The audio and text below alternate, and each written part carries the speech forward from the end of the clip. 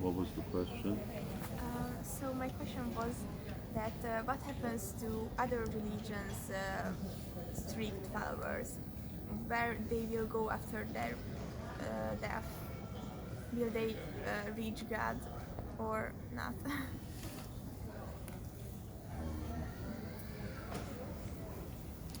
The, of course, Krishna is God. It's not that there's many gods. There's only one God. And people may call him by different names, but it's still the same God.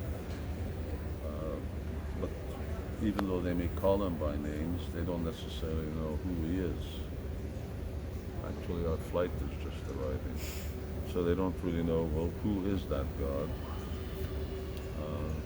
But in order to love God, you have to know who he is. And you only go to God if you have love. Without love, then it's not possible. Premanjana Charita Bhakti. So we have with love. And to love God, there has to be a sadhana, and that sadhana is Harinama Eva Kevalam, chanting the names of God. Generally speaking, the names of God that people know are they're the secondary names, Creator, and so many other things. These are secondary names. These actually give you liberation, but they don't give you love. So only God's personal names, Krishna, Govinda, Hari, and so on, these give love of God. What happens to those people? Say someone is actually a pious Christian, pious Muslim, Jew, and so on, and they strictly follow the scriptures, which is very rare. That's the main problem. Is The issue is not really, you know, do are they qualified in any way? Other religions are qualified, but the question is whether people really follow religion.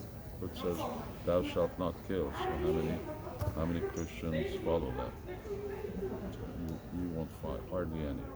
There are some who are vegetarian and so on, real Franciscans. So that's what I always wanted to meet St. Francis and ask him why he just doesn't go all the way. If he's going to follow St. Francis, why does he become a vegetarian too?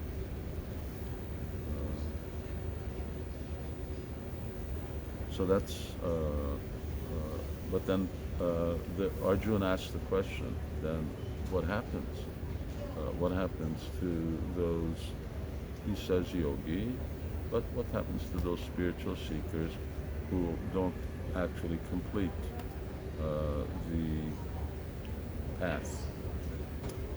And then Krishna says, Suchinam Srimatam, they take birth either in family of wealthy people or they take birth in family of aristocratic, pious people, or in exceptional circumstances, if someone was already a devotee in the family of devotees, they take birth. And then they continue from their previous life. So that's what will happen to them. They'll continue a real pious person. People who don't follow their religion, then they don't go anywhere. But at least people who follow whatever the tenets of their religion is, then they make spiritual advancement. But that's our tattva.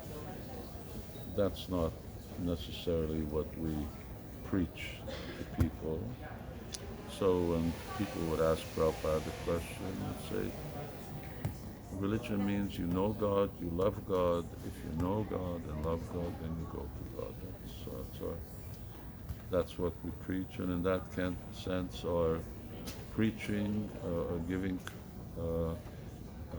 knowledge of spiritual life to others is not something that is meant to generate conflict or anxiety with people, but we want them to then be, but then you have to know God, and you have to follow Him. And that's where people would go, all right, do you follow the Bible? And then Prabhupada would start on, thou shalt not kill, and that's it. That's as far as the conversation went. And Prabhupada was, but why are you asking me a question about loving God if you don't even follow God? How can you be loving God when you don't follow His instructions? And Prabhupada would just drill down on that point. You can't be a strict religious person. What to speak of, we love God, I love God. Anyone can say, I love God. What does it mean? If you're not obedient to God, and God says, thou shalt not kill, He doesn't say, thou shalt not murder. He says, thou shalt not kill. Why are you killing? And why don't you follow God? And that's where the conversation would go when people ask that question. Because it didn't exist, and probably you'll never bump into anyone who is a strict Christian who say, I'm a vegetarian. At least I haven't run into one in 50 years. Unfortunately. That doesn't mean they don't exist. So if they do, then fine. Then who is God? Is God a person? Is God a form? What is form? So those become interesting discussions. But anyway, that's our understanding is that. Okay, you had one? My question is, if I feel I'm not so qualified, and I'm very scary if I think, oh, I have to reach prima or bhāva, and what can I do if I feel that?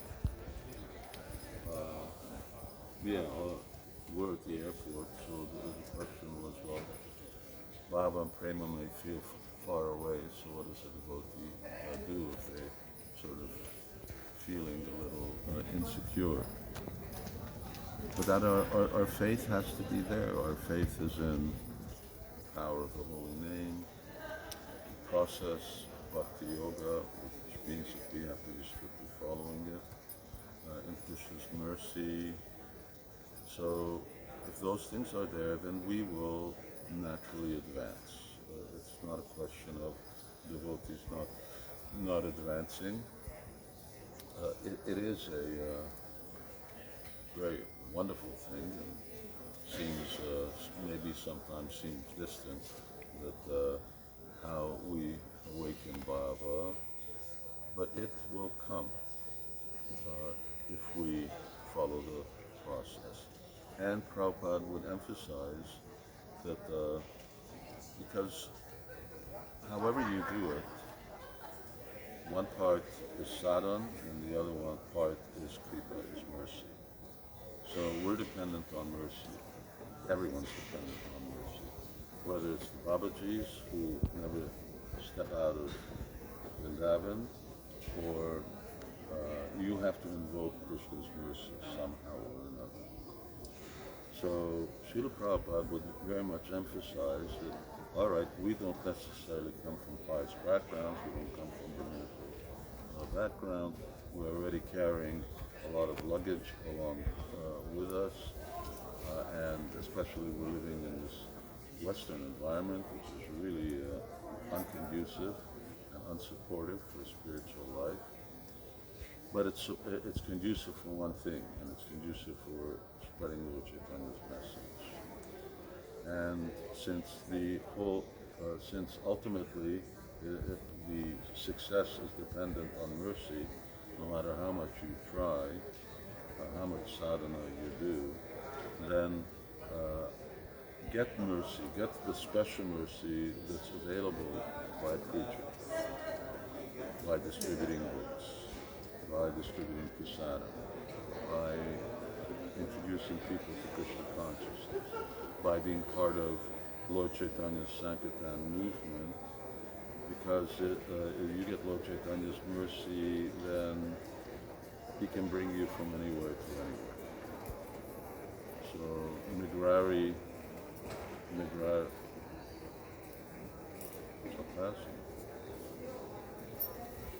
fascinating.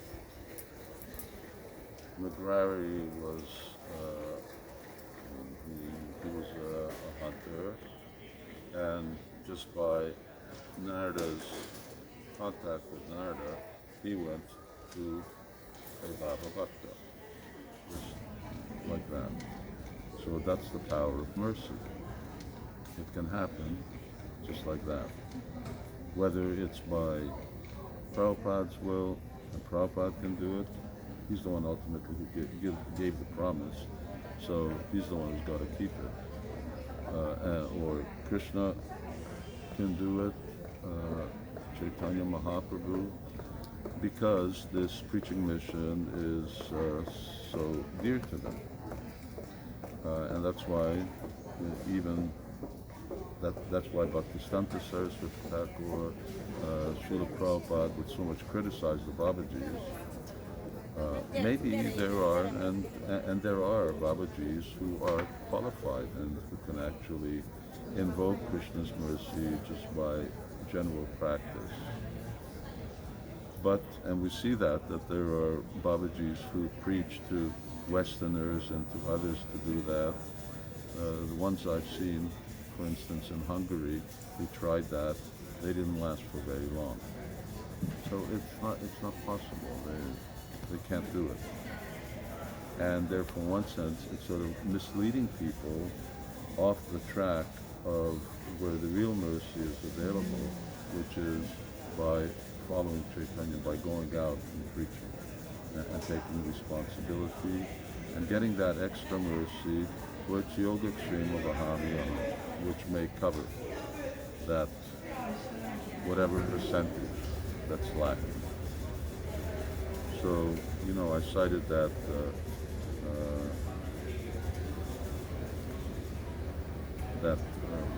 quote, which is that at the end of a lecture, Srila Prabhupada told devotees, if you become 90% Krishna conscious, you'll go back to Godhead.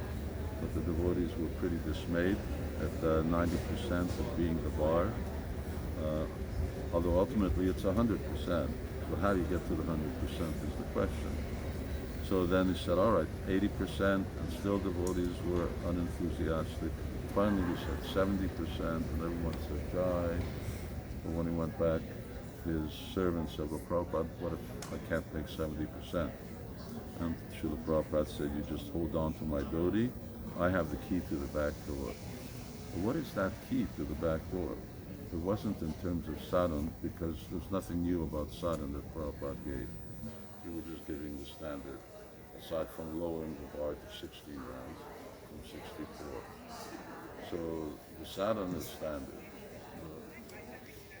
The special thing that Prabhupada established was International Society for Krishna Consciousness, that spreading, giving Krishna consciousness to others.